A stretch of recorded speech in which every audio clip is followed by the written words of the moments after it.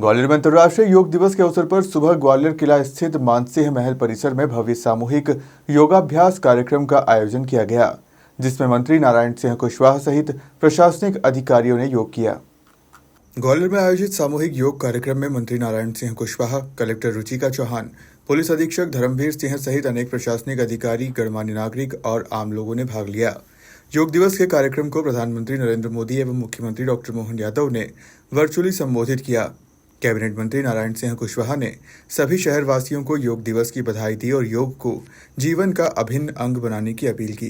कि हमारे तन को, मन को, स्वास्थ्य को ये कितना आनंद प्रदान करते हैं। भारत के प्रधानमंत्री माननीय नरेंद्र मोदी जी ने, अब प्रधानमंत्री तो वो बने बाद में, पर उन्होंने इसकी योग की शुरुआत की कल्पना और सूत्र में बांधने का काम पहले से किया।